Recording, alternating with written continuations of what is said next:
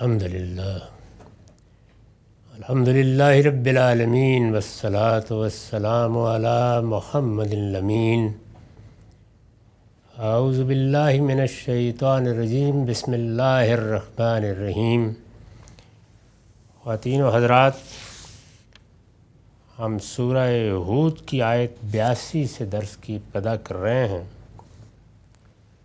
لوط علیہ السلام کی سرگزشت سے استدلال کیا جا رہا ہے۔ بات یہاں تک پہنچ گئی تھی کہ فرشتوں نے ان کو بتا دیا کہ ہم اللہ کی طرف سے آئے ہیں، یہ قوم اپنی بد کرداری میں جس انتہا کو پہنچ چکی اور جو کچھ اس نے اب کر کے دکھا دیا ہے، اس کے بعد اب ان کا پیمانہ عمر لبریز ہوا۔ ان کے لیے صبح کا وقت مقرر ہے، یہ رات گزارنی ہے۔ یہ بھی اس لیے ہے کہ آپ لوگ اطمینان کے ساتھ نکل جائیں اور کوئی پلٹ کر پیچھے نہ دیکھے، اب یہ بستی برباد ہونے والی ہے۔ اس میں تسلی دی تھی انہوں نے کہ الیس الصبح بقریب۔ لوط علیہ السلام بہت پریشان تھے، صورتحال معلوم ہوتا تھا ہاتھ سے نکل گئی ہے۔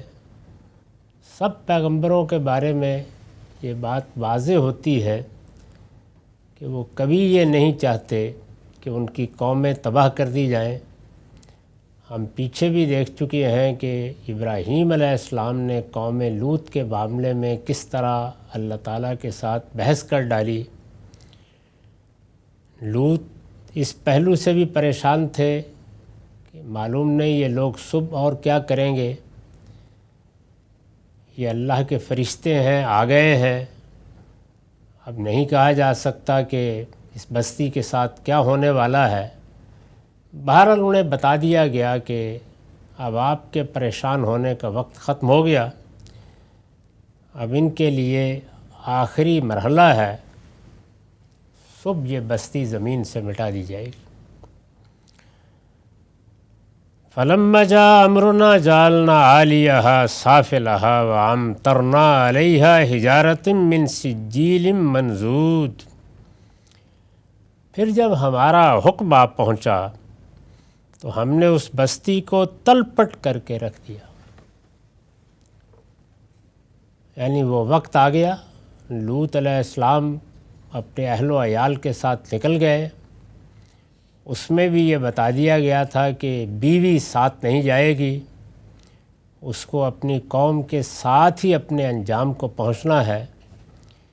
کسی کا کوئی تعلق، کوئی رابطہ بھی اللہ کے قانون میں حائل نہیں ہو سکتا۔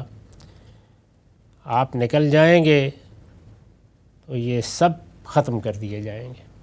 یہ میں عرض کر چکا ہوں کہ قرآن مجید قریش کے سامنے یہ سرگزشت رکھ کے ان کو بتا رہا ہے کہ تمہاری طرف بھی اللہ کے رسول کی بعثت ہو گئی ہے، اس کے بعد مہلت ختم ہو جاتی ہے۔ دنیا میں جو حجاب حائل ہے وہ اٹھا دیا جاتا ہے، اور پھر جس قوم پر اللہ کا پیغمبر اپنی حجت پوری کر دیتا ہے اسے دنیا ہی میں سزا دی جاتی ہے۔ سزا کا ضابطہ بھی سورہ توبہ میں بڑی تفصیل کے ساتھ زیر بحث آ چکا ہے کہ وہ لوگ جو اصلاً توحید کے ماننے والے ہیں، پیغمبروں کی ہدایت پر ایمان رکھتے ہیں، لیکن پھر کسی پیغمبر کا انکار کرتے اور اس طرح سے اتمام حجت کے باوجود اس کی بات نہیں مانتے، تو سزا تو انہیں بھی دی جاتی ہے، لیکن وہ سزا غلامی اور محکومی کی سزا ہوتی ہے۔ وہ مرتے اسی صورت میں ہے جب کہ سزا کے راستے میں حائل ہونے کی کوشش کریں۔ چنانچہ سورہ توبہ میں اس کی تفصیلات بیان ہو گئی ہیں۔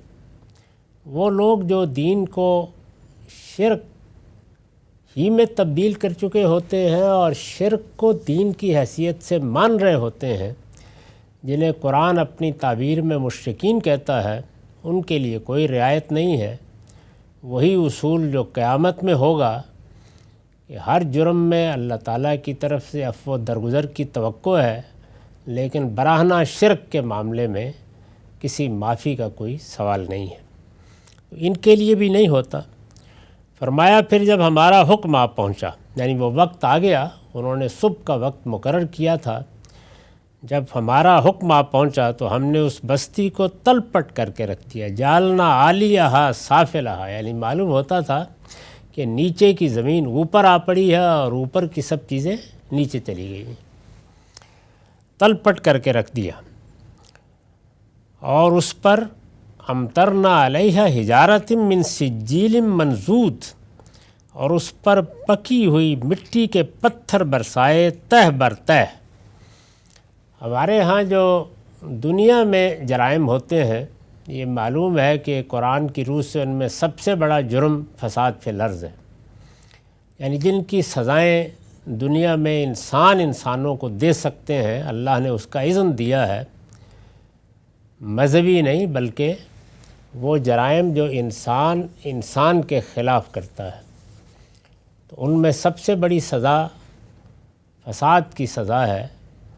اور وہ جس طرح تقتیل ہے، ہاتھ پاؤں مخالف سمتوں میں کاٹ دینا ہے، اسی طریقے سے تقتیل بھی ہے، اور تقتیل کی سب سے زیادہ عبرتناک صورت رجم ہے، یعنی پتھر مار مار کر کسی شخص کو موت سے ہمکنار کر دیا جائے۔ اللہ تعالیٰ کی کتاب کا مطالعہ کرنے سے معلوم ہوتا ہے کہ عام طور پر قوموں کو یہی سزا دی گئی۔ قوم نوح کا تو ہم پڑھ چکے کہ ان کو غرقابی کی سزا دی گئی، لیکن زیادہ تر قوموں کے حالات سے یہ معلوم ہوتا ہے کہ رجم کی سزا اللہ تعالیٰ نے دی۔ اب رجم کیسے کیا جاتا ہے، اس کی جو تصویر سامنے آتی ہے وہ یہی ہے کہ جس طرح ایک سائیکلونی طوفان آتا ہے، یہ صورت پیدا ہوتی ہے۔ عربی زبان میں اس کو حاصب اور صاف کا طوفان کہا جاتا ہے، یعنی ایک شدید آندھی اٹھتی ہے اور بالکل سائیکلون کے طریقے کے اوپر وہ ہر چیز کو اپنے اندر اٹھا لیتی ہے۔ بستیوں کے گرد و پیش میں جو کنکر پتھر پڑے ہوتے ہیں وہ بستیوں کے پاس ہی سے اٹھاتی ہے اور اٹھا کر ایک ایک شخص کو سنسار کر دیتی ہے۔ تو اسی کا یہاں ذکر کیا ہے کہ وَأَمْطَرْنَا عَلَيْهَا حِجَارَةٍ مِّن سِجِّيلٍ مَنضُودٍ، پکی ہوئی مٹی کے پتھر برسائے تہ بر تہ۔ اس پر میں نے لکھا ہے پیغمبروں کی طرف سے اتمام حجت کے بعد ان کی قومیں بالعموم پتھر برسانے والی آندھی سے تباہ کی گئی ہیں۔ قرآن نے دوسری جگہ اسے حاصب سے تعبیر کیا ہے، یہ اسی کا بیان ہے، یعنی پوری قوم کو رجم کر دیا گیا۔ جو تمہارے پروردگار کے ہاں نشان لگائے ہوئے تھے، مصومۃً عند ربک، یعنی اصل الفاظ ہیں مصومۃً عند ربک، جو تمہارے پروردگار کے ہاں نشان لگائے ہوئے تھے، وَمَا هِيَ مِنَ الظَّالِمِينَ بِبَعِيدٍ، اور وہ ان ظالموں سے کچھ زیادہ دور نہیں تھے۔ یہ جو کہا ہے کہ نشان لگائے ہوئے تھے، اس پر حاشیہ لکھا ہے یعنی پہلے سے مقدر کر دیے گئے تھے کہ یہ پتھر قوم لوط کی بستی پر برسانے کے لیے اللہ تعالیٰ کی طرف سے گویا ایک ایک پتھر کو نشان زد کر دیا گیا تھا کہ جب یہ طوفانی ہوا چلے گی تو اس کو بھی اٹھائے گی اور اس کو بھی اٹھائے گی۔ اور یہ معلوم ہوتا ہے کہ گویا جو پتھر وہ اٹھائے گی اس میں یہ بھی طے تھا کہ یہ کس کس پر برسائے جائے، اس سب کو بیان کر دیا ہے کہ یہ تمہارے پروردگار کے ہاں نشان لگائے ہوئے تھے، طے کر دیا گیا تھا کہ کس پر کس پتھر نے جا کر حملہ کرنا ہے۔ یہ جو فرمایا کہ اور وہ ان ظالموں سے کچھ زیادہ دور نہیں تھے، اس پر میں نے لکھا ہے مطلب یہ ہے کہ ہماری بھیجی ہوئی باد تند نے، ایک سخت ہوا چلی، اس نے انہی کے پاؤں میں سے اٹھا کر ان کے سروں پر برسا دیے۔ جس طرح کی بستیاں ہوتی تھیں اور ان کے علاقوں میں بھی جا کے دیکھیں تو اندازہ ہوتا ہے کہ اس میں کس طرح ہر طرف مٹی کے یہ پتھر بکھرے ہوئے ہوتے ہیں۔ تو حاسب نے، باد تند نے، طوفانی آندھی نے انہی کو اٹھایا، کہیں دور سے لے کے آنے کی ضرورت نہیں پڑی۔ فرمایا ہم نے اسی بستی کے اندر سے ان پتھروں کو نشانزد کر رکھا تھا، وہ سب اٹھائے گئے اور اٹھا کر برسا دیے گئے۔ مطلب یہ ہے کہ ہماری بھیجی ہوئی باد تند نے انہی کے پاؤں میں سے اٹھا کر ان کے سروں پر برسا دیے، ان کے لانے کے لیے ہمیں کوئی اہتمام نہیں کرنا پڑا۔ اس کے ساتھ لوط کی سرگزشت پایہ تکمیل کو پہنچ گئی۔ اب اس کے بعد قوم شعیب ہے۔ وَإِلَىٰ مَدْيَنَ أَخَاهُمْ شُعَيْبًا، اور مدین کی طرف ان کے بھائی شعیب کو رسول بنا کر بھیجا۔ ایک ایک رسول کی سرگزشت، ایک ایک بستی کی سرگزشت سنا کر بتایا جا رہا ہے کہ ہماری اس سنت میں کبھی کوئی تبدیلی نہیں ہوئی۔ رسولوں کی طرف سے اتمام حجت کے بعد لوگوں کے لیے یہی سزا ہے۔ مدین یہ کیا بستی ہے، اس پر میں نے حاشیہ لکھا ہے، یہ بستی ابراہیم علیہ السلام کے صاحبزادے مدیان کے نام پر مدین یا مدیان کہلاتی تھی۔ یہ سارا علاقہ ہی وہی ہے جس میں سیدنا ابراہیم آ کر آباد ہوئے تھے جب وہ عراق کے شہر عرس سے ہجرت کر کے آئے، اور ان کو ایک دوسرا مشن سونپا گیا کہ اب وہ اپنی ذریت کے ذریعے سے ایک نئی امت کی بنیاد ڈالیں۔ اللہ تعالیٰ ان کو امامت کے منصب پر فائز کر چکا ہے۔ اس منصب کا ظہور ان کے ذریعے سے، ان کی اولاد کے ذریعے سے ہوگا، اور اس طرح سے اللہ تعالیٰ قوموں کے لیے ایک قوم کو مبعوث کریں گے کہ وہ ان پر اللہ کی حجت پوری کرتی رہے۔ یہ بستی ابراہیم علیہ السلام کے صاحبزادے مدیان کے نام پر مدین یا مدیان کہلاتی تھی، جو ان کی تیسری بیوی کتورہ کے بطن سے تھے۔ سیدنا اسحاق کے بارے میں معلوم ہے کہ وہ سارہ کے بطن سے تھے، اور اسماعیل علیہ السلام سیدہ ہاجرہ کے بطن سے تھے۔ یہ مدین یا مدیان تیسری بیوی کتورہ کے بطن سے تھے۔ اس میں یعنی اس بستی میں زیادہ تر انہی کی نسل آباد تھی، ابراہیم علیہ السلام ہی کی نسل تھی۔ اس کا اصل علاقہ حجاز کے شمال مغرب اور فلسطین کے جنوب میں بحر احمر اور خلیج عقبہ کے کنارے پر واقع تھا، مگر اس کا کچھ سلسلہ جزیرہ نماء سینا کے مشرقی ساحل پر بھی پھیلا ہوا تھا۔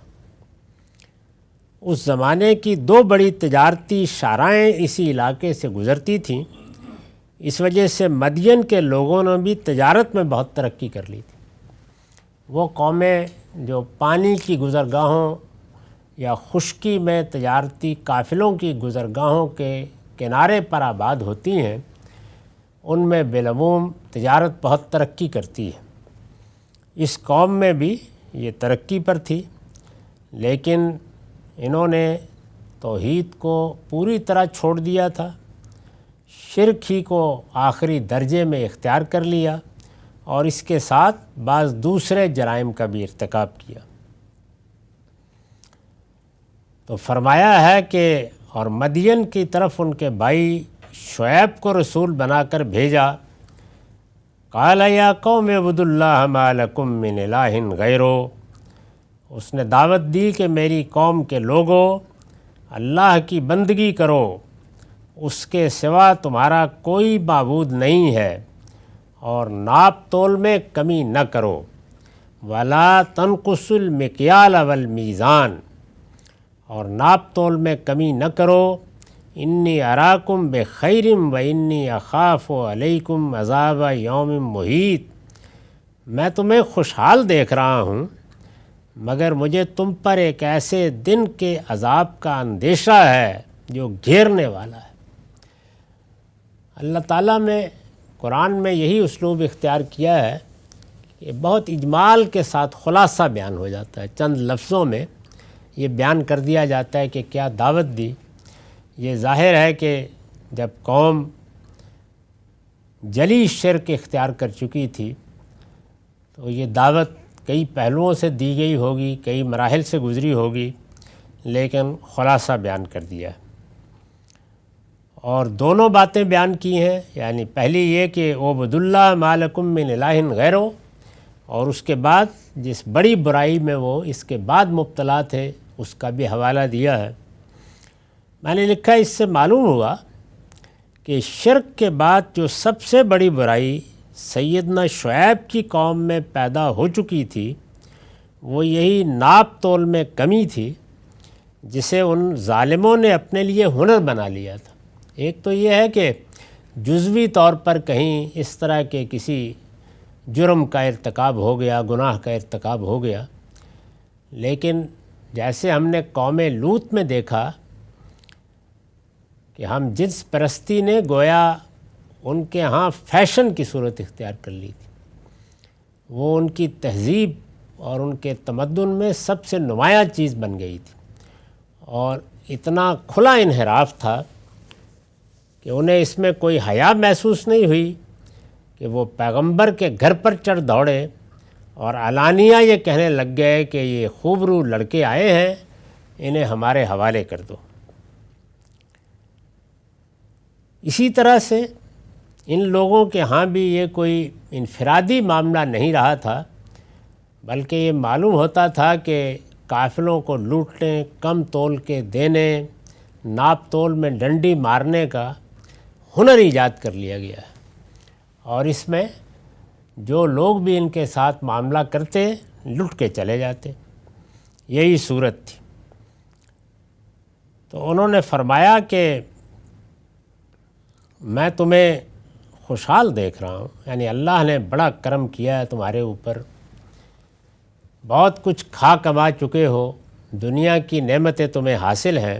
یہاں بھی دیکھ لیجئے مال کو خیر سے تعبیر کیا، یعنی اللہ تعالیٰ کی بڑی نعمت ہے، وہ کسی کو حسن عطا کرے، بہت بڑی نعمت ہے، اللہ کا شکر ادا کرنا چاہیے، اس لیے کہ انسان کو اگر ایسی شکل و صورت ملے جس سے لوگ گریزاں ہوں تو یہ اس کے لیے معمولی اذیت نہیں ہوتی، بڑا اللہ تعالیٰ کا امتحان ہو جاتا ہے۔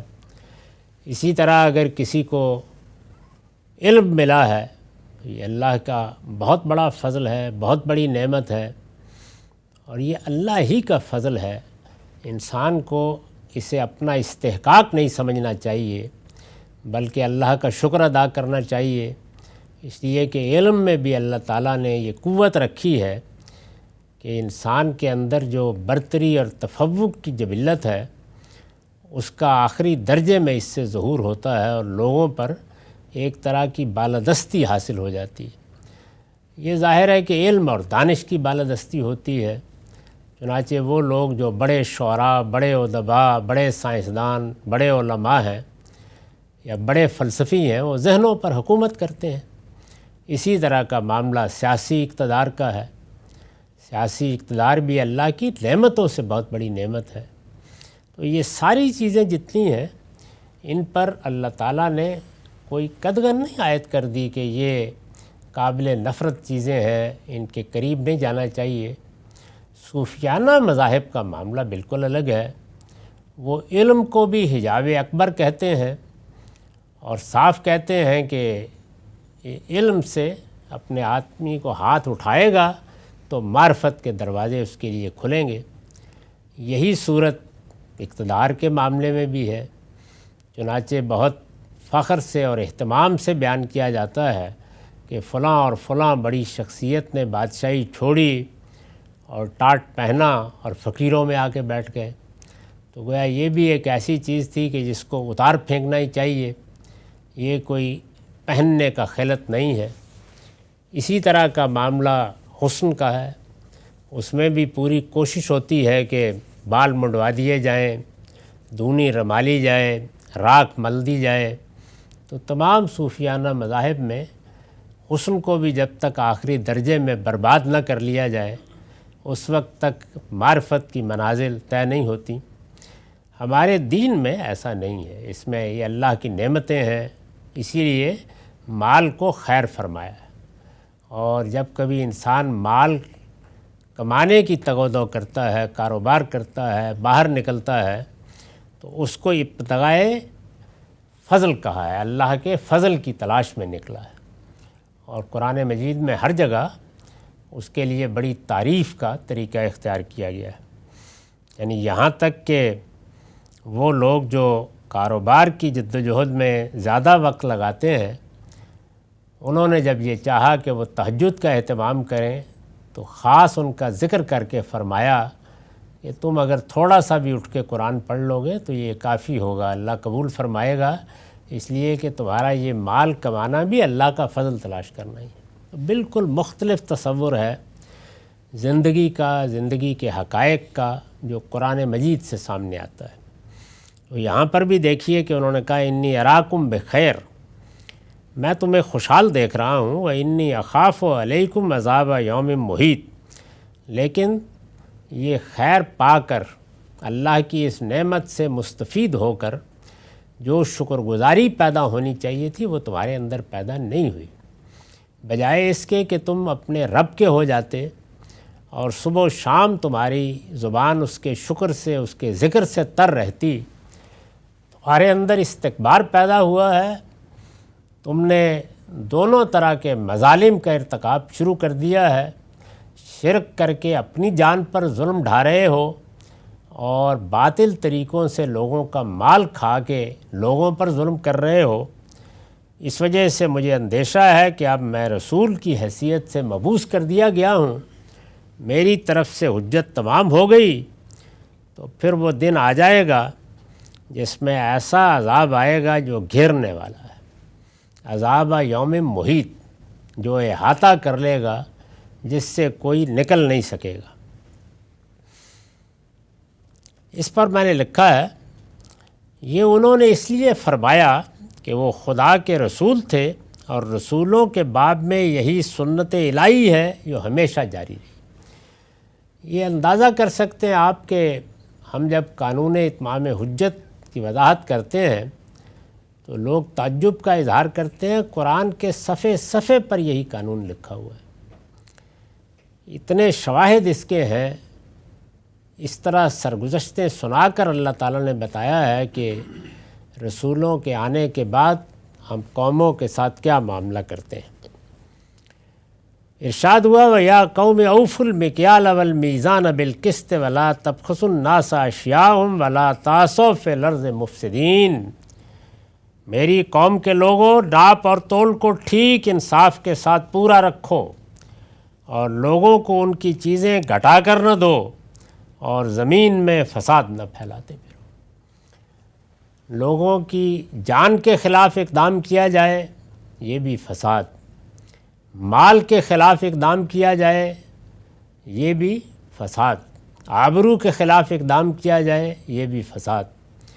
چنانچہ درجہ بدرجہ ان سب جرائم کی سزائیں، انتہائی سزائیں اللہ تعالیٰ کے ہاں بہت سخت ہیں۔ دنیا میں بھی دیکھیے اس نے اپنے ماننے والوں کو تنبیہ فرمائی ہے اور یہ کہا ہے کہ اگر پورے شعور کے ساتھ مجھے مانتے ہو اور اس کے بعد بھی ان جرائم کا ارتکاب کرتے ہو تو پھر یہ سخت سزائیں تمہیں دی جائیں گی، اور قیامت میں بھی۔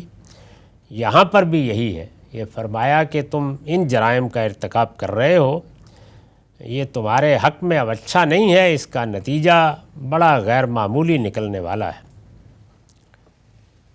بقیت اللہ خیر لکم ان کنتم مومنین، اللہ کا دیا ہوا نفع ہی تمہارے لیے بہتر ہے اگر تم سچے مومن ہو۔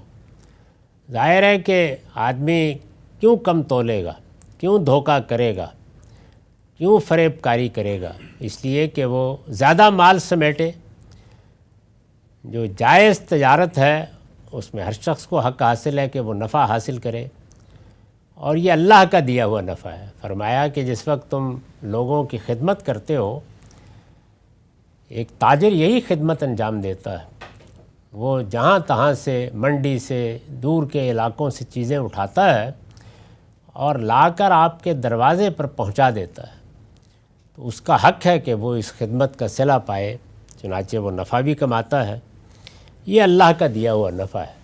فرمایا یہ تمہارے لیے بہتر ہے، بقیت اللہ خیر لکم، ایسی خوبصورتی سے مال کے لیے بھی خیر اور اچھا کام کرنے کے نتیجے کے لیے بھی خیر کا لفظ استعمال کیا ہے۔ نہ وہ کوئی برائی کی چیز ہے کہ تم مال کماؤ، اس کے لیے جدوجہد کرو، لیکن جو چیز پیش نظر رہنی چاہیے کہ مال کمانے کا کوئی طریقہ اللہ کے دین یا اس کی قائم کردہ حرمتوں کی پامالی کی صورت میں نہ ہو، اور پھر جب مال کما لو تو اس میں دوسرے انسانوں کا حق مانو، قبول کرو، اعزہ اقربا قریب کے لوگ جو کچھ تمہارے پاس تمہاری ذاتی کاروباری حال مستقبل کی ضرورتوں سے زیادہ ہے، اس کو معاشرے کا حق سمجھو، تو پھر یہ خیر ہی خیر ہے۔ تو فرمایا کہ اللہ کا دیا ہوا نفع ہی تمہارے لیے بہتر ہے اگر تم سچے مومن ہو۔ وَمَا أَنَا عَلَيْكُمْ بِحَفِيظ، اس میں ایک حصہ قرآن مجید نے اپنے اسلوب کے مطابق گویا قاری کے فہم پر چھوڑ دیا ہے، اسے کھول دیجئے۔ ترجمہ یہ ہوگا، مجھے سمجھانا ہی ہے، یعنی میری ذمہ داری اتنی ہے، اور میں تم پر نگران مقرر نہیں کیا گیا ہوں، میں کوئی داروغہ نہیں ہوں۔ یہ نہیں ہے کہ میں تمہیں کھینچ کر لے جاؤں گا۔ اللہ تعالیٰ نے اپنے دین کے معاملے میں کوئی جبر روا نہیں رکھا۔ جب تک مہلت ہے اس وقت تک تمہیں حق ہے، چاہو تو ایمان کا راستہ اختیار کرو اور چاہو تو اپنے آپ کو بربادی کے حوالے کر دو، لیکن نتیجہ بہرحال اللہ تعالیٰ کے ہاں عدل کے ساتھ نکل آئے گا۔ تو انہوں نے فرمایا کہ بس میری ذمہ داری اتنی ہے، مجھے سمجھانا ہی تھا۔ اس پر میں نے لکھا ہے، یعنی میرا کام تبلیغ و دعوت اور انذار و بشارت ہے، یہی پیغمبروں کی ذمہ داری ہے۔ وہ لوگوں کو کھینچ کر مار پیٹ کر دین پر نہیں لاتے، دعوت دیتے ہیں، پیغام پہنچاتے ہیں، اللہ تعالیٰ نے جو ہدایت ان کے سپرد کی ہے اس کا ابلاغ کرتے ہیں، خبردار کرتے ہیں، بشارت دیتے ہیں۔ یہی کام ہے جس کے لیے وہ آتے ہیں۔ اس سے زیادہ میری کوئی ذمہ داری نہیں ہے۔ مجھے تم پر داروغہ نہیں بنایا گیا کہ میں ضرور ہی تمہیں راہ راست پر لے آؤں، یعنی یہ ذمہ داری مجھے نہیں دی گئی۔ بس میں سمجھاؤں گا اور میرے سمجھانے ہی کے نتائج نکلیں گے، نتائج اس کی طرف سے نکلیں گے جو کائنات کا پروردگار ہے۔ اب یہ بات جب انہوں نے کہہ دی ہے تو آدمی خیال کرتا ہے کہ گویا اپنا دل نکال کے ان کے سامنے رکھ دیا ہے۔ اگر اس قوم میں کچھ تھوڑی سی بھی شرافت، تہذیب، سدھرنے کی صلاحیت ہوتی تو وہ لوٹے گی، پلٹے گی۔ اور تمام پیغمبر اس موقع پر یہی دعوت دیتے ہیں کہ توبہ کر لو، استغفار کرو، اپنے گناہوں کی معافی چاہو، اللہ تعالیٰ اب بھی معاف کرے گا اور کرم فرمائے گا۔ یہ بھی ہم دیکھ چکے ہیں کہ ایک مہلت تو سب لوگوں کو ملی ہوئی ہے، وہ اس قوم کو بھی ملی ہوتی ہے۔ پیغمبر کے آنے کے بعد بھی ایک لمبا عرصہ ہے جو پیغمبر گزارتا ہے، اور اگر کوئی قوم اس کو مار دینے کے درپے نہ ہو جائے تو بالعموم مہلت بہت طویل ہو جاتی ہے۔ اس کی مدت نوح علیہ السلام کے معاملے میں 950 سال ہو گئی۔ آخر میں بھی مہلت دی جاتی ہے، اور پھر جب وقت مقرر ہو جاتا ہے کہ اب خاتمہ ہو جانا ہے تو خاتمے کا فیصلہ بھی اس وقت کیا جاتا ہے کہ جب ایک ایک شخص نکال لیا جاتا ہے، یا اس کے نکالنے کا اہتمام کر لیا جاتا ہے۔ اور آخر میں بھی آ کر پھر 2 دن 3 دن کی مزید مہلت ہوتی ہے، اس میں بھی کوئی قوم سنبھل جائے، جیسے کہ قوم یونس سنبھل گئی، تو اللہ تعالیٰ بہت عنایت فرماتے ہیں۔ تو یہ بھی اب اسی مقام پر آ گئے ہیں۔ تو انہوں نے فرمایا کہ میں کوئی داروغہ نہیں ہوں، بہرحال میرا کام سمجھانا تھا، میں نے اپنا فرض پورا کر دیا۔ یہ سرگزشت ابھی جاری ہے، ہمارا وقت ختم ہو گیا۔ اقول قولی ھذا واستغفر اللہ لی ولکم ولسائر المسلمین۔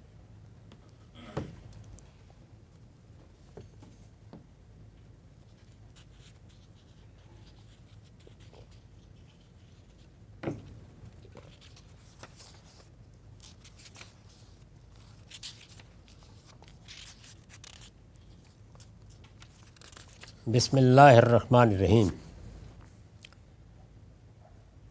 عن نبی ہریرہ ایضا عن النبی صلی اللہ علیہ وسلم قال والذی نفسی بیدہ ان المیت اذا وضع فی قبرہ انہ یسمع خفق نعالہم حین یولون عنہ فإن کان مؤمنا کانت الصلاۃ عند راسہ وکان الصیام عن یمینہ وکانت الزکاۃ عن شمالہ وکان فعل الخیرات من الصدقۃ والصلۃ والمعروف والاحسان الی الناس عند رجلہ فیؤتی من قبل راسہ فتقول الصلاۃ ما قبلی مدخل ثم یؤتی عن یمینہ فیقول الصیام ما قبلی مدخل ثم یؤتی عن یسارہ فتقول الزکاۃ ما قبلی مدخل ثم یؤتی من قبل رجلہ فتقول فعل الخیرات من الصدقۃ والصلۃ والمعروف والاحسان الی الناس ما قبلی مدخل فیقال له اجلس فیجلس وقد مثلت له الشمس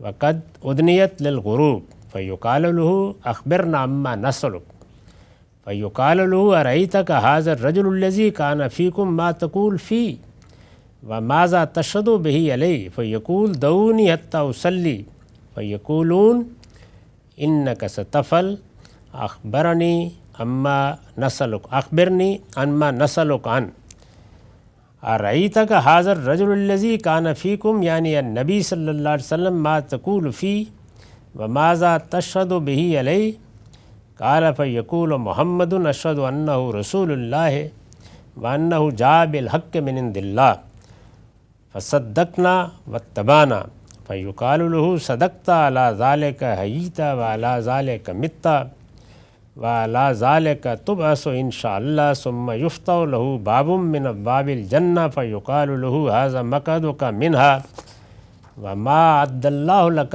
فیہ فیزداد غبطۃ وسرورا ثم یفتح له باب من ابواب النار فیقال له ھذا مقعدک منها وما اعد اللہ لک فیہ لو عصیتہ فیزداد غبطۃ وسرورا ثم یفسح له فی قبرہ 70 ذراعا وینور له فیہ ویعاد الجسد لما بدا منہ من التراب فتجعل نسمته فی النسم الطیب وہی طیر خضر یعلق فی شجر الجنہ قال فذلک قولہ تعالی یثبت اللہ الذین آمنوا بالقول الثابت فی الحیاۃ الدنیا وفی الآخرہ۔ یہ روایت صحیح ابن حبان سے لی گئی ہے، رقم ہے 3113۔ یہ بڑی مفصل روایت ہے، اس کا نصف حصہ میں نے پڑھا ہے۔ اس کا ترجمہ یہ ہے، ابو ہریرہ رضی اللہ عنہ سے روایت ہے کہ نبی صلی اللہ علیہ وسلم نے فرمایا، اس ہستی کی قسم جس کے قبضہ قدرت میں میری جان ہے، میت کو جب اس کی قبر میں رکھ دیا جاتا ہے اور لوگ اسے دفنا کر پلٹ رہے ہوتے ہیں تو وہ ان کے جوتوں کی چاپ بھی سنتا ہے۔ یہ بات اس سے پہلے بیان ہو چکی ہے کہ اللہ تعالیٰ کے ہاں جب روح قبض ہوتی ہے تو ایک وقت لگتا ہے جس کے بعد اس کو اس کے اصل ٹھکانے میں پہنچایا جاتا ہے۔ یہ ایک عالم سے دوسرے عالم میں انتقال کا مرحلہ ہوتا ہے۔ اس میں ظاہر ہے کہ فرشتے روح کو کہیے، نفس کو کہیے، انسان کی اصل شخصیت کو کہیے، قرآن سے معلوم ہوتا ہے کہ اپنی تحویل میں لے لیتی ہیں، یعنی وہ جسم سے الگ ہو جاتی ہے۔ اس پر میں نے لکھا ہے کہ یہ وہ کہاں سنتا ہے، یعنی وہاں سنتا ہے جہاں فرشتے اس کی اصل شخصیت کو لے جا کر رکھتے ہیں۔ انسان چونکہ بہت سی چیزوں کے معاملے میں اپنے حاضر علم کا اسیر ہوتا ہے، تو اس لیے لوگوں کی سمجھ میں یہ بات نہیں آتی تھی کہ وہ کیسے سنے گا۔ تو میں نے لکھا ہے کہ اسے مستبد نہیں سمجھنا چاہیے، اس زمانے میں ہم چاہیں تو زہرہ و مریخ پر چلنے والے کسی انسان کی آواز جدید آلات کی مدد سے اپنے گھروں میں بیٹھ کر سن سکتے ہیں۔ یعنی ہمارے اپنے آلات نے یہ صورتحال پیدا کر دی ہے، تو اللہ تعالیٰ کے ہاں اس میں کوئی استباط نہیں ہونا چاہیے۔ جوتوں کی چاپ بھی سنتا ہے۔ پھر مرنے والا مومن ہو تو اس کی نماز اس کے سرانے آ جاتی ہے۔ یہ مضمون اجمال کے ساتھ اس سے پیچھے بھی روایتوں میں بیان ہو چکا ہے، وہاں 2-4 جملوں میں بیان ہو گیا، جہاں دیکھیں گے کہ بہت تفصیل ہے۔ بظاہر یہ معلوم ہوتا ہے کہ رسول اللہ صلی اللہ علیہ وسلم نے کسی ایک موقع پر یا 2 مواقع پر یہ گفتگو فرمائی ہوگی، تقریر کی ہوگی، لیکن لوگ اپنے اپنے ذوق کے لحاظ سے، اپنے حافظے کے لحاظ سے اور اپنی دلچسپی کے لحاظ سے بات کو بیان کرتے ہیں۔ تو وہی بات جس کا ایک خلاصہ سا ہم پہلے جان چکے ہیں، یہاں ذرا تفصیل سے انہوں نے بیان کی۔ پھر مرنے والا مومن ہو تو اس کی نماز اس کے سرانے آ جاتی ہے، روزے اس کے دائیں طرف ہوتے ہیں، زکوٰۃ اس کے بائیں طرف ہوتی ہے، اور لوگوں کے ساتھ احسان، بھلائی، صلہ رحمی اور صدقے جیسی نیکی کے دوسرے کام اس کے پاؤں کے پاس آ جاتے ہیں۔ اس سے بھی دیکھ لیجئے کہ جب اللہ کے پیغمبر نے نیکیوں کا ذکر کیا ہے تو 2 ہی نیکی ہیں بنیادی طور پر، یعنی اللہ کا حق ادا کیا جائے، جو اس نے عبادات فرض کی ہیں وہ پوری کی جائیں، اور لوگوں کا حق ادا کیا جائے۔ لوگوں کا حق کیا ہے؟ احسان، بھلائی، صلہ رحمی، صدقہ، یہ نیکی کے کام ہیں۔ جو یہ کرتا ہے اس سے یہ توقع نہیں ہوتی، پھر یہ اندیشہ نہیں ہوتا کہ وہ لوگوں کا مال خود کھائے گا۔ جب وہ اپنا مال اپنا کمایا ہوا دینے کے لیے تیار ہے، تو یہ اللہ تعالیٰ کے ہاں دونوں چیزیں ہیں جو دین کی بنیاد ہیں۔ یعنی ایک طرف نماز جس سے انسان اپنے رب کے قریب ہوتا ہے، اور دوسری طرف یہ احسان، بھلائی، صلہ رحمی، یہ نیکیاں جس سے انسان دوسروں کے لیے سراپا شفقت ہوتا اور اس سے بھی اپنے پروردگار کا قرب حاصل کرتا ہے۔ تو یہاں جو بیان کیا گیا کہ وہ آ جائیں گی، تو اس کا مطلب اصل میں ایک بہت خوبصورت اسلوب میں یہ تصویر کھینچنا ہے کہ گویا کوئی برائی پھر اس کو وہاں پیش نہیں آئے گی، یہ اس کی نیکیاں اور اس کے خیر یہ سب مانع ہو جائیں گے، رکاوٹ بن جائیں گے، اللہ تعالیٰ کا کرم ہی اس کے پاس آئے گا۔ پھر فرشتوں کی طرف سے اس کے سر کی جانب سے آنے کی کوشش کی جاتی ہے، تو نماز کہتی ہے میری طرف سے داخل ہونے کا راستہ نہیں ہے۔ پھر اس کے دائیں طرف سے آنے کی کوشش کی جاتی ہے، تو روزہ کہتا ہے میری طرف سے راستہ نہیں ہے۔ پھر اس کے بائیں طرف سے آنے کی کوشش کی جاتی ہے، تو زکوٰۃ کہتی ہے میری طرف سے داخل نہیں ہوا جا سکتا۔ پھر اس کے پاؤں کی طرف سے آنے کی کوشش کی جاتی ہے، تو لوگوں کے ساتھ احسان، بھلائی، صلہ رحمی اور صدقہ جیسے نیکی کے دوسرے کام کہتے ہیں ہماری طرف سے داخل ہونے کا، وہی تصویر ہے گویا سامنے آ جاتی ہے۔ یعنی اس کو اس طرح نہیں لینا چاہیے گویا وہاں پر یہ سب چیزیں کھڑی ہو گئی ہیں۔ اللہ تعالیٰ سے کچھ بعید نہیں ہے کہ ہر چیز کو زبان دے دے، لیکن اصلاً وہ تصویر ہی دکھانا مقصود ہے کہ یہ مانع ہو جائیں گی۔ اسی لیے میں نے اس پر لکھا ہے، مطلب یہ ہے کہ اس کی نیکیاں اس طرح اس کا احاطہ کر لیتی ہیں کہ خدا کے فرشتے بھی اس کے ساتھ سختی کا کوئی معاملہ کرنا چاہیں تو نہیں کر سکتے۔ اس چیز کو بیان کرنا ہے مقصود۔ یہ برزخ کی ہر تکلیف سے محفوظ رہنے کی تعبیر ہے، یعنی ایک طریقہ اختیار کیا ہے کہ کیسے تمہاری نیکی رکاوٹ بنے گی۔ اس کے ہرگز یہ معنی نہیں ہے کہ فرشتے اس طرح کے نیک و کاروں کے ساتھ بھی سختی کا کوئی معاملہ کرنے کے لیے آئیں گے، یہ مطلب نہیں ہے اس کا، بلکہ بہت ہی خوبصورتی کے ساتھ ایک تصویر سامنے لے آئی گئی ہے۔ یہ دیکھ کر مردے سے کہا جاتا ہے کہ بیٹھ جاؤ، تو وہ بیٹھ جاتا ہے۔ اس وقت اسے یوں دکھائی دیتا ہے جیسے غروب آفتاب کا وقت قریب ہو۔ پھر اس سے کہا جاتا ہے کہ اب ہم تم سے جو پوچھیں ہمیں اس کا جواب دینا۔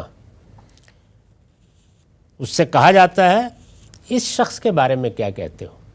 یہ بار بار میں توجہ دلا رہا ہوں کہ رسالت مآب صلی اللہ علیہ وسلم جن لوگوں کے اندر مبعوث ہوئے، یہ ان کے بارے میں کیا ہوگا وہ بیان کیا جا رہا ہے۔ یعنی اس میں ہمہ شمہ عام لوگ زیر بحث ہی نہیں ہیں۔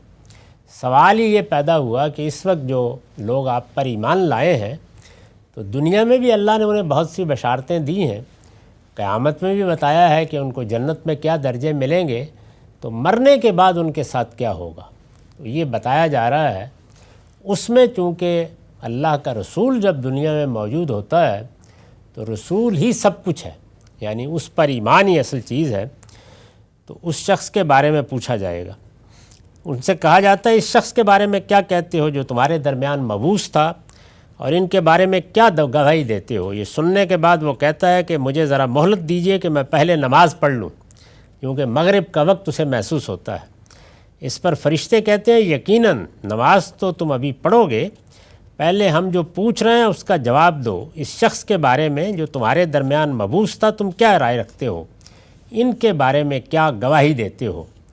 وہ جواب میں کہتا ہے کہ یہ محمد ہے، میں گواہی دیتا ہوں کہ یہ اللہ کے رسول ہیں، اور یہ اللہ کی طرف سے ہمارے پاس حق لے کر آئے تھے، جس پر ہم نے ان کی تصدیق کی اور پیروی کی۔ اس پر اس سے کہا جاتا ہے کہ تو نے بالکل سچ کہا، اسی پر تو نے زندگی گزاری ہے، اسی پر تیری موت ہوئی ہے، اور اللہ نے چاہا تو اسی پر تجھے اٹھایا جائے گا۔ تو یہ جو رسول اللہ صلی اللہ علیہ وسلم کا معاملہ ہے، اس کی وجہ وہی ہے کہ آپ ان کے اندر مبعوث ہوئے، آپ ہی کی تصویر ان کے سامنے آ جاتی تھی، اور پھر ان سے یہ سوال کیا جاتا تھا۔ یہ روایت بڑی مفصل ہے، اس پر ابھی بات جاری ہے، ہمارا وقت ختم ہو گیا، اگلی نشست میں انشاءاللہ اس پر گفتگو کریں گے۔ وآخر دعوانا الحمدللہ رب العالمین۔ 10 منٹ کا وقفہ ہے، اس کے بعد سوالوں کی نشست ہے۔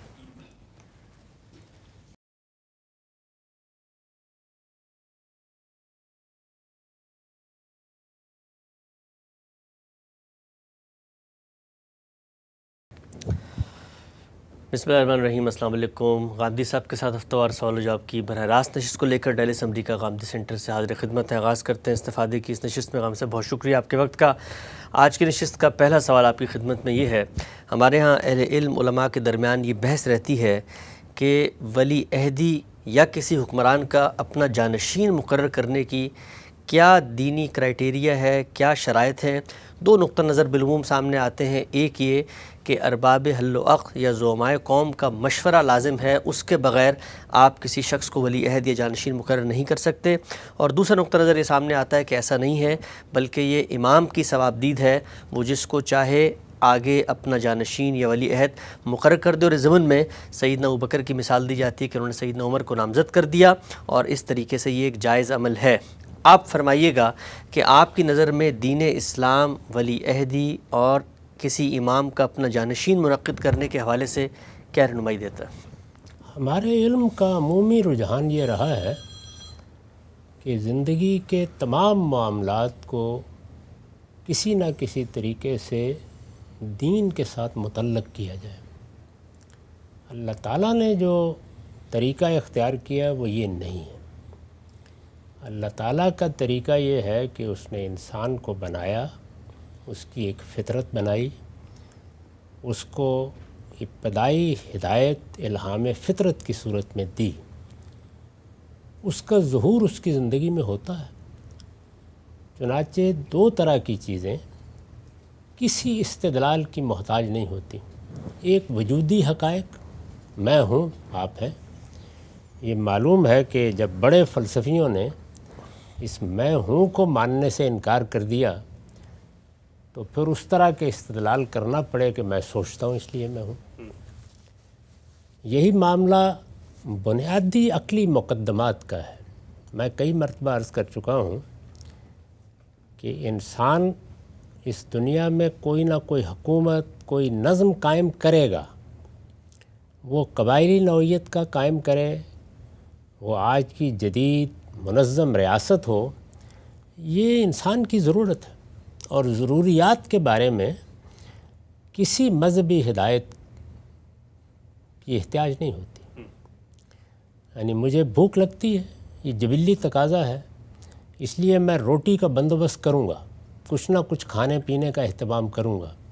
اس کے نتیجے میں کچھ اور اہتمام بھی کرنا پڑ جائیں گے۔ روٹی گھر میں نہیں ہے تو لینے جانا پڑے گا، اگر وہ بازار میں ملتی ہے اور پیسوں کے عوض میں ملتی ہے تو پیسے کمانے پڑیں گے۔ تو اس طرح وجودی حقائق، یعنی وہ چیزیں جو آپ کو آپ کی پیدائش کے ساتھ ہی مل جاتی ہیں، ہم اس سے پہلے بھی بات کر چکے ہیں کہ مادہ ہے ہمارے گرد و پیش میں بکھرا ہوا ہے، زمان و مکان ہے ان کے اندر ہم نے آنکھ کھولی ہے، ہم نے یہاں مادے سے حیات اور حیات میں شعور پیدا ہوتے دیکھا ہے۔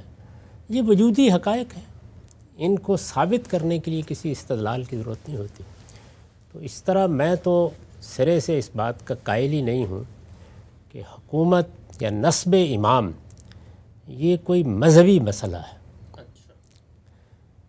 اس کی شہادت اس وقت بھی پوری دنیا دے رہی ہے۔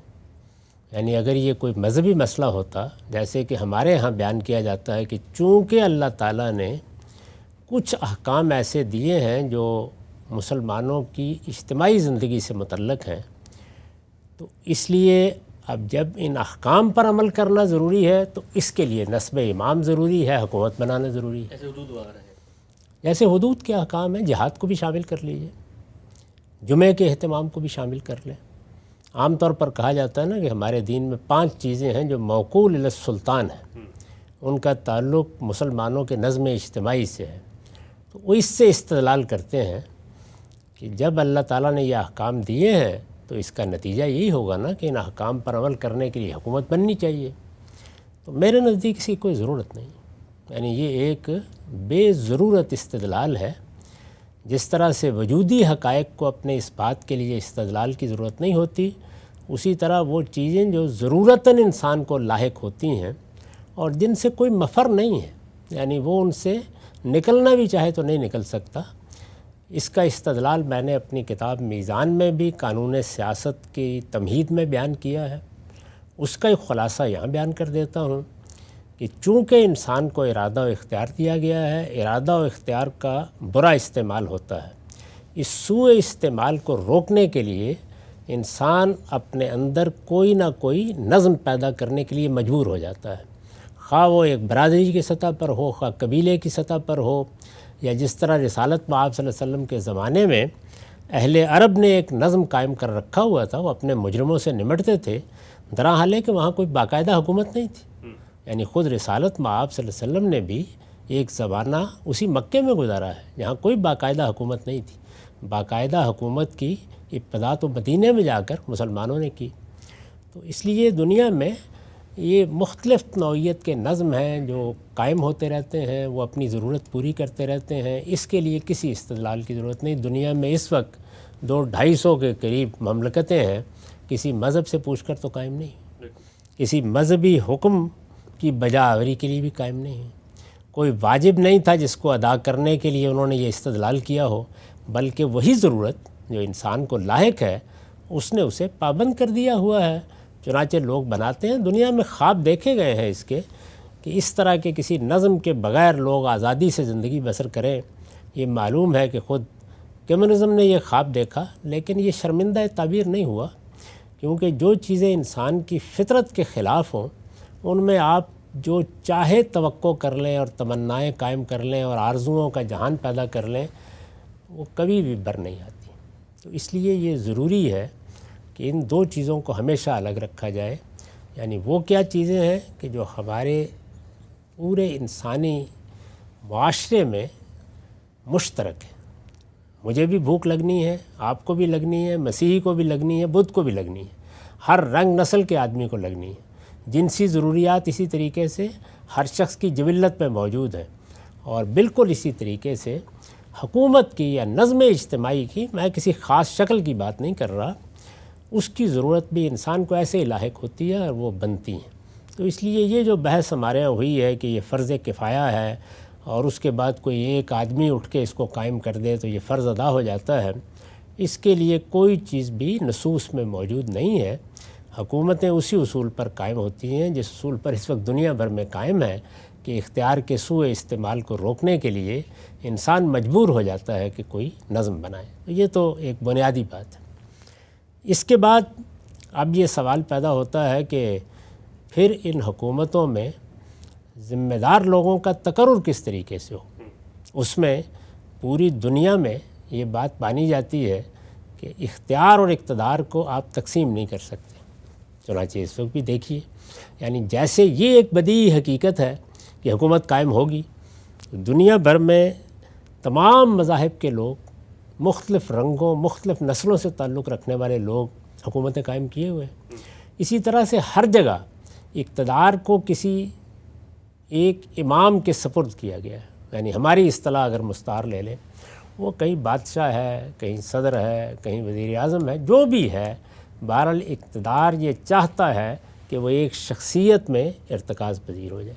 تو اس کے لیے بھی کوئی آپ کو خاص شرعی نص پیش کرنے کی ضرورت نہیں ہے۔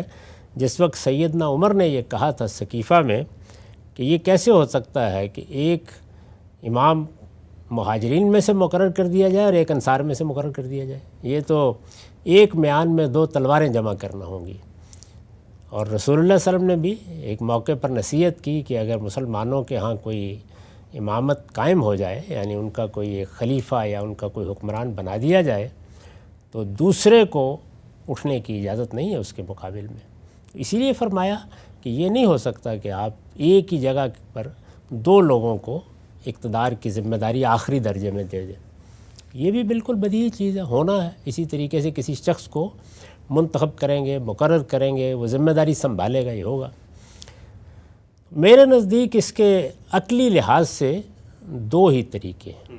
عقلی لحاظ سے کہیے یا اس لحاظ سے کہیے کہ جو کچھ فی الواقع ہونا ہے وہ دو ہی طریقوں سے ہو سکتا ہے۔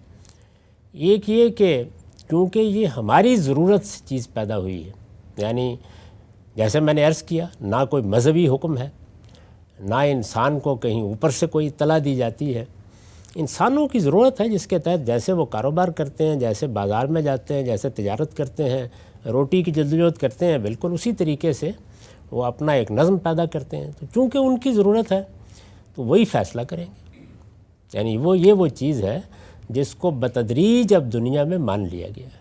یہ جس کو آپ جمہوریت کہتے ہیں، وہ اسی حقیقت کا اعتراف ہے کہ یہ لوگوں کا کام ہے۔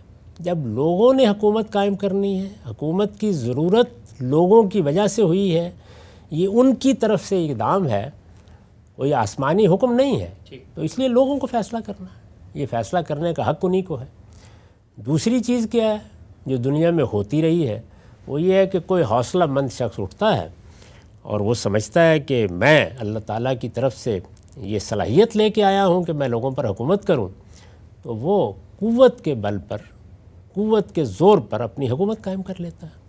اس کو ہمارے ہاں تغلب کہا جاتا ہے۔ دو ہی صورتیں ہوئیں، یعنی یا لوگ تقرر کریں گے یا تغلب سے حکومت قائم ہوگی۔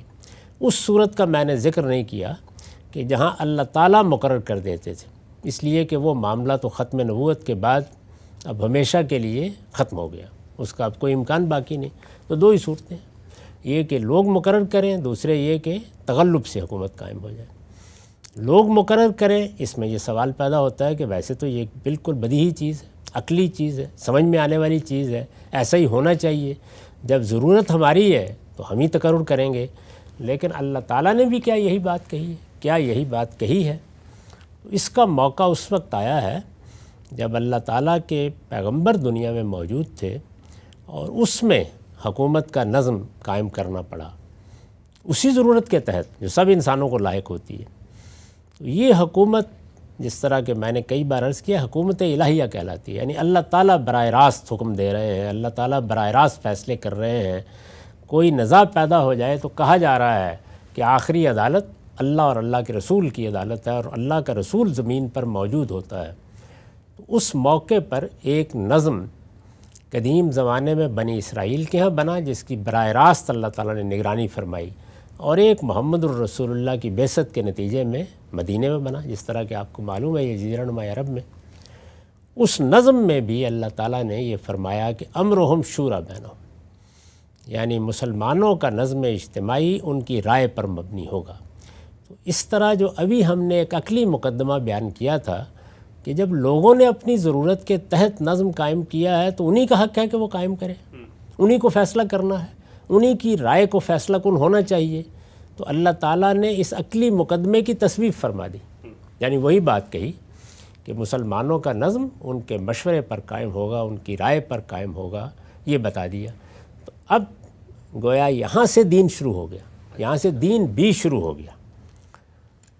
یہ بات کہ حکومت قائم کی جائے، نصب امام کیا جائے، کوئی ایک حکمران مقرر کیا جائے، یا کوئی اور قبائلی نظم بنایا جائے، کوئی برادری کا نظم بنایا جائے، وہ سب انسانی تجربات تھے، انسان بنا رہا ہے، اور اس وقت بھی ہر مذہب کے لوگ بنا رہے ہیں، ہر رنگ کے لوگ بنا رہے ہیں، ہر نسل کے لوگ بنا رہے ہیں۔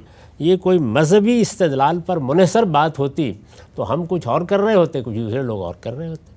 یعنی دنیا میں انارکی کی دعوتیں اٹھی ہیں، طوائف الملوکی کی، جس میں بعض لوگوں نے یہ کہا، جیسے خوارج تھے، کہ کوئی نظم نہیں ہونا چاہیے، وہ چلی نہیں بات، یعنی خاتمہ ہو گیا اس کا۔ تو اس لیے اپنی جگہ پر یہ ایک انسانی ضرورت تھی، پوری ہو گئی، لوگوں نے پوری کی ہے۔ جب آپ پوری کریں گے تو اللہ تعالیٰ اب بتائے گا کہ تمہیں کن چیزوں کا لحاظ رکھنا چاہیے۔ پورے دین میں یہی مزاج ہے، مال ہے آپ کے پاس تو اب زکوٰۃ کے احکام آ جائیں گے، انفاق کے احکام آ جائیں گے، صحت ہے، تندرستی ہے، شعور ہے تو نماز کا حکم آ جائے گا، وہ آپ کو ادا کرنی ہے۔ آپ نے شادی کر لی ہے، یہ فیصلہ آپ نے کرنا تھا کہ آپ نے شادی کرنی ہے، نکاح کرنا ہے یا نہیں، کر لی ہے تو اب میاں بیوی کے حقوق بیان ہونے شروع ہو جائیں گے۔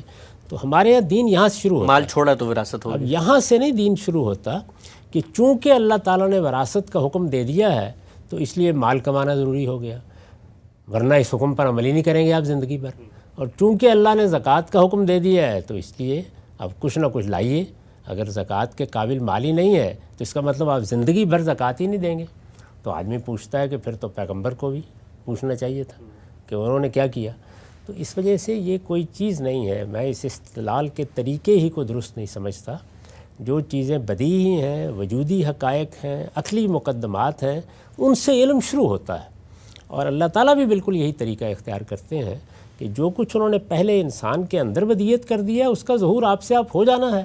جب ہو جائے گا تو اب ان کے احکام شروع ہوتے ہیں۔ تو اس معاملے میں جس نتیجے پر دنیا پہنچی ہے اتنے تجربات کے بعد، اور جمہوریت کو ایک اصول کے طور پر مانا ہے، اور اب تو دنیا بھر میں گویا جمہوریت کے حق میں ایک فکری انقلاب پیدا ہو چکا ہوا ہے۔ یعنی آمیریت کے لیے، بادشاہت کے لیے استدلال آسان نہیں ہے، ہیں موجود دنیا میں اس وقت بھی، آمیریتیں بھی ہیں، بادشاہتیں بھی ہیں، بلکہ پاپائیت بھی ہے ایک لحاظ سے آپ کہیے تو۔ اس سب کے باوجود لوگ اب جمہوریت کے بارے میں بات کرتے ہیں، مانتے ہیں۔ یہ موجودہ زمانے میں آ کے اس درجے میں ہوا ہے۔ پرانی رومن یا یونانی جمہوریتیں رہیں اپنی جگہ، اس پر کچھ فلسفیانہ بحثیں بھی ہوتی رہیں، لیکن عمومی طور پر کوئی انقلاب نہیں پیدا ہوا۔ ایسی صورت تھی کہ مشرکانہ تہذیب میں کہیں کہیں توحید کا ذکر بھی مل جاتا تھا، موجودہ زمانے میں مان لیا گیا ہے۔ تو یہ بات بالکل ٹھیک منشاء خداوندی کے مطابق ہے، یہی صحیح طریقہ ہے۔ اس لیے میرے نزدیک تو، یا میرے ڈسکورس میں تو اس کا کوئی امکان نہیں کہ ولی عہدی کی بحثیں کی جائیں، ولی عہدی کا اختیار ہے یا نہیں اس کی بحث کی جائے۔ یہ بحث اپنی ذات میں کوئی چیز نہیں ہے، وہاں جو استدلال کیا گیا ہے اس میں اس کی اہمیت ہے، اور وہ اس طرح اس کی اہمیت ہے کہ جب آپ نے اس بات کو تسلیم کر لیا کہ ایک امام مقرر کیا جائے گا، اور یہ ایک دینی حکم ہے، اور یہ فرض کفایہ ہے، اور جب امام کا تقرر ہو گیا تو اس کا مطلب یہ ہے کہ امام اب گویا مسلمانوں کی طرف سے تمام کام کرنے کا ذمہ دار قرار پا گیا ہے، تو اس کو آپ کی آراء تک میں بھی تصرف کا حق حاصل ہو گیا ہے۔ جب وہ حق حاصل ہو گیا ہے تو جس طرح باقی خیرخواہی کے کام وہ اپنی زندگی میں کرتا تھا، مرنے سے پہلے یہ وصیت بھی کر دے گا کہ میرے بعد کسی کو حکمران بنا لیا جائے تو اس کی بات ماننی چاہیے۔ یہ سب اس استدلال سے پیدا ہوا ہے۔ تو میرے نزدیک تو استدلال چونکہ یہ ہے نہیں، تو اس وجہ سے ہر حال میں امرہم شورا بینہم کے طریقے پر حکومتیں بنیں گی، اسی طریقے پر قائم رہیں گی۔ اس سے محروم ہونے کے بعد اپنا جواز کھو بیٹھیں گی۔ اللہ تعالیٰ کا بتایا ہوا طریقہ بھی یہی ہے، علم و عقل کے مسلمات بھی اسی کی تائید کرتے ہیں، اس میں کسی دوسری رائے کے لیے کوئی گنجائش نہیں ہو سکتی۔ یہ پہلی بنیادی بات ہے۔ اس کے بعد ظاہر ہے سیاسی اور سماجی معاملات میں اللہ تعالیٰ ایک ہدایت دیتے ہیں، علم و عقل تقاضا کرتے ہیں، لیکن ہر وقت اس پر عمل کرنا آسان نہیں ہوتا۔ اس لیے اس تقاضے کو بھی اگر آپ غور کریں تو مسلمانوں کی صفات کے اسلوب میں بیان کیا گیا ہے، یعنی باقاعدہ طریقے سے جیسے فرائض بیان ہوتے ہیں، حکم دیا جاتا ہے، ویسے نہیں بیان کیا، ایمان کی بنیاد نہیں قرار دی، ایمان کی بنیاد نہیں قرار دیا گیا، بلکہ یہ بیان کیا گیا ہے کہ اچھے مسلمان جن کے اندر اچھی صفات ہوتی ہیں وہ جب اپنا نظم قائم کرتے ہیں، سورہ شورا میں دیکھیے وہاں اوصاف بیان ہو رہے ہیں، اسی ذیل میں کہا ہے وَأَمْرُهُمْ شُورَىٰ بَيْنَهُمْ۔ کیوں ایسا طریقہ اختیار کیا؟ اس لیے کہ سیاسی اور سماجی معاملات، معاشی معاملات، ان میں زمانہ، حالات، تمدنی تقاضے یہ بڑا کردار ادا کرتے ہیں، آسان نہیں ہوتا یہ۔ تو اس لیے اس کا پورا امکان ہے کہ وہ دوسری صورت کبھی سامنے آئے، تغلب کی دوسری صورت سامنے آئے۔ تو تغلب ناجائز بھی ہوتا ہے، جائز بھی ہوتا ہے اور محمود بھی ہوتا ہے۔ اچھا، جائز بھی ہوتا ہے۔ یعنی اگر امرہم شورا بینہم کے تحت نظم قائم کرنے کا امکان ہے، اس کے اسباب میسر ہیں، اس کے لیے دستوری روایت موجود ہے اور اس کے مقابل میں تغلب ہے تو ناجائز۔ جس طرح کہ اس سے پہلے ہم ایک مفصل گفتگو کر چکے ہیں کہ خلفائے راشدین کے زمانے میں جب خاص طور پر خانہ جنگی کی صورت پیدا ہو گئی تو وہاں تغلب سے حکومت قائم ہوئی معاویہ رضی اللہ عنہ کی۔ تو تغلب اگر امرہم شورا بینہم کے مقابل میں ہے تو ناجائز، لیکن اگر تغلب انارکی کے مقابل میں ہے، یعنی امرہم شورا بینہم کے مطابق یا جمہوری روایات کے مطابق یا دستوری طریقے سے حکومت کا نظم قائم کرنے کے حالات ہی نہیں کسی جگہ پر، تو پھر کیا ہوگا؟ لوگوں کو چھوڑ دیا جائے گا۔ تو لوگوں کو چھوڑنے کا مطلب ہے انارکی، فساد پیدا ہو گیا۔ اس میں کوئی حوصلہ مند شخص اٹھتا ہے اور وہ انارکی کے مقابلے میں تغلب سے حکومت قائم کر دیتا ہے، تو یہ میرے نزدیک بالکل جائز عمل ہے۔ اور اگر انارکی یا ظلم و عدوان کے مقابل میں، اور ظلم و عدوان اور انارکی بھی گویا سامنے نظر آ رہے ہیں اور کوئی دوسرا حل موجود نہیں ہے، وہ آگے بڑھ کے ایسا کرتا ہے تو اس کا یہ اقدام محمود قرار دیا جا سکتا ہے۔ اسی اصول پر میں نے کہا تھا کہ معاویہ رضی اللہ عنہ نے بڑا احسان کیا اس موقع پر۔ انہوں نے اندازہ کر لیا کہ اتنی بڑی سلطنت میں جب ہم کوئی ایوان نمائندگان بنانے کی پوزیشن میں نہیں ہیں تو پھر اس کے سوا کوئی چارہ نہیں کہ ملوکیت ہی کو اختیار کر لیا جائے تاکہ پرامن انتقال اقتدار ہوتا ہے۔ اس پر بعض لوگوں نے یہ کہا کہ انارکی کے اسباب تو پھر بھی موجود رہے اور لوگ بغاوت کرتے رہے، تو یہ حقیقت ہے کہ یہ میرے حق میں استدلال ہے۔ اگر آپ غور کریں کہ اتنی بری صورتحال تھی اور اتنی سی رہ گئی، اور پھر اس کے بعد دیکھیے کہ کیسے وہ کنٹرول بھی ہوئی، خوارج کے فتنے کا بھی خاتمہ ہوا اور بتدریج مسلمانوں کی سلطنت پھر صدیوں تک ایک نظم کے ساتھ چلتی رہی۔ تو اس لیے اگر میں خلاصہ کروں اپنی بات کا تو وہ یہ ہے کہ اللہ تعالیٰ تقرر فرماتے تھے، اس کا دروازہ بند ہو گیا ختم نبوت کے بعد۔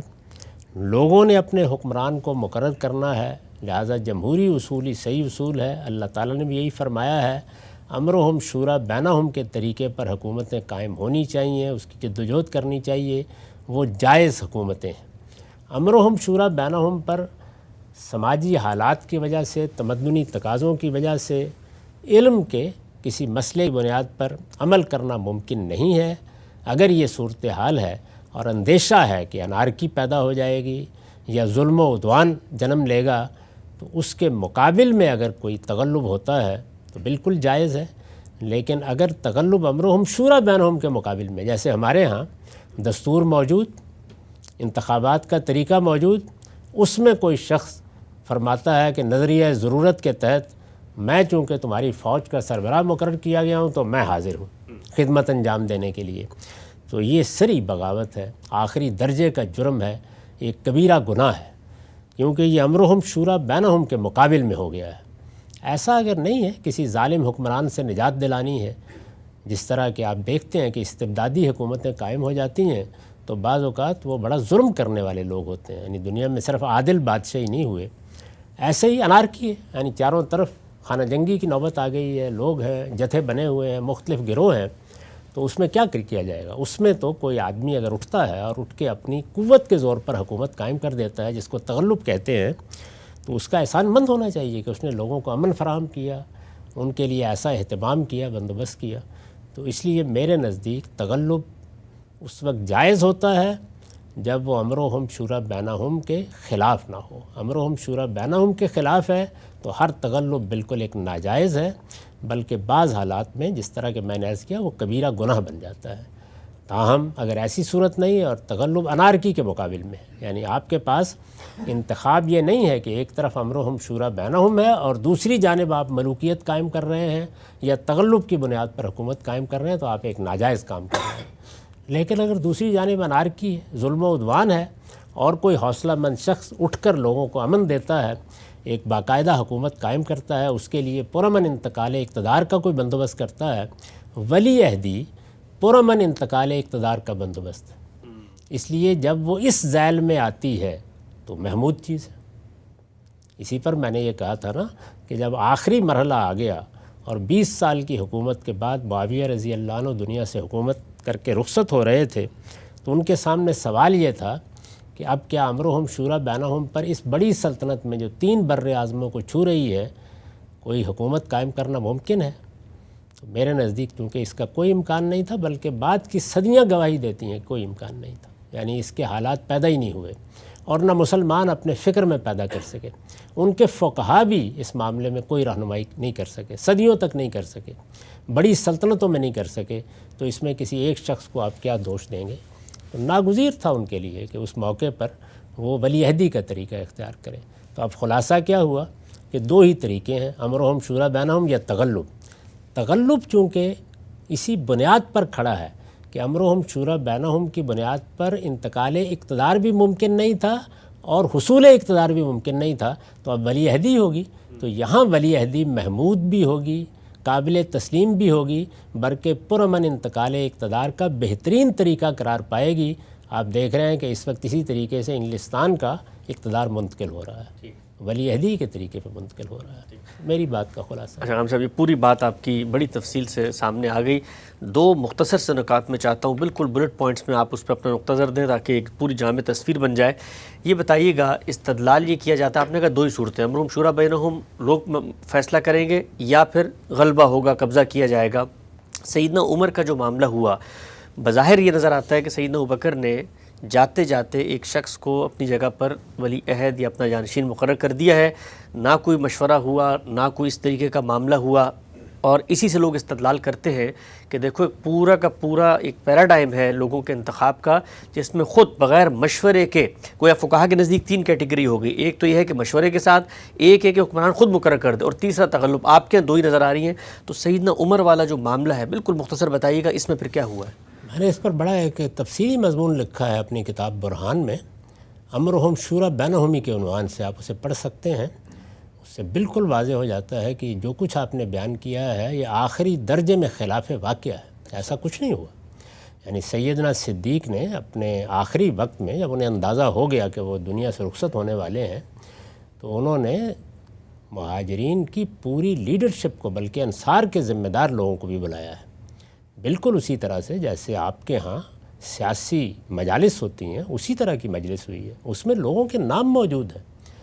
طبقات ابن سعد میں اس پوری مجلس کی رودات ہے، اس میں انہوں نے اپنی ایک تجویز سامنے رکھی ہے، لوگوں نے تقریریں کی ہیں، لوگوں سے مراد ذمہ دار لیڈر، ارباب حل وقت۔ میں اس سے پہلے بھی عرض کر چکا ہوں کہ یہ تو ممکن ہی نہیں ہے، آج بھی ممکن نہیں ہے کہ ہم سب مل کے انتخاب کریں۔ اب بھی کیا ہوتا ہے، یعنی بالواسطہ طریقے سے انتخاب کیا جاتا ہے، ہم اپنے نمائندے منتخب کرتے ہیں، ایک ایوان نمائندگان وجود میں آتا ہے، پھر وہ آگے کرتے ہیں۔ تو اس زمانے کے قبائلی نظم میں مسلمانوں کی جو قیادت پیدا ہو گئی تھی، اس ساری قیادت کو انہوں نے اعتماد میں لیا، ان سے مشورہ کیا، وہاں لوگوں نے تقریریں کی ہیں، بعض لوگوں نے ان کی تجویز پر اعتراض کیا ہے، وہ ساری چیزیں تاریخ میں نقل ہوئی ہیں۔ اس کے بعد سب نے اتفاق کیا ہے سیدنا عمر کے بارے میں، تب انہوں نے ان کو نامزد کیا اور کہا کہ اب ان کے حق میں بیعت لے لی جائے۔ بالکل جمہوری اصول پر جو قاعدے اس وقت ہیں اسی طرح انتخاب ہوا ہے۔ اس وقت اگر مثال کے طور پر آپ یہ دیکھیے، ہر شخص کو اللہ تعالیٰ زندگی دے، ہمارے موجودہ وزیر اعظم دنیا سے رخصت ہو جائے تو کیا ہوگا؟ ان ہاؤس تبدیلی اس وقت ظاہر ہے کہ جو حکومت موجود ہے، پی ڈی ایم کی حکومت ہے نا، تو وہ لوگ اپنی مجلس بنائیں گے اور وہاں اسی طریقے سے نئے وزیر اعظم کا انتخاب، پارلیمانی پارٹیاں انتخاب کر لیں۔ وہ تو بعد میں اعتماد کا ووٹ لینے کا مرحلہ ہوگا نا، پہلے مرحلے میں تو ایسے ہی ہوگا۔ سیدنا صدیق نے بھی بالکل ایسے ہی کیا ہے، خلفائے راشدین نے جمہوری اصول پر حکومتیں قائم کی ہیں، اس کی پوری تفصیل میں نے اپنے اس مضمون میں بیان کر دی ہے، آپ اسے پڑھ سکتے ہیں۔ ٹھیک ہے، ہم سے وقت ہمارا یہاں پہ ختم ہوتا ہے۔ ولی عہدی اور حکمران کا کسی شخص کو اپنا جانشین مقرر کرنے کی دینی، شرعی، اخلاقی اور عقلی حیثیت کیا ہے، غامدی صاحب سے ہم نے اس موضوع پہ استفادہ کیا۔ دوبارہ حاضر خدمت ہوں گے، اب تک آپ کا بہت شکریہ۔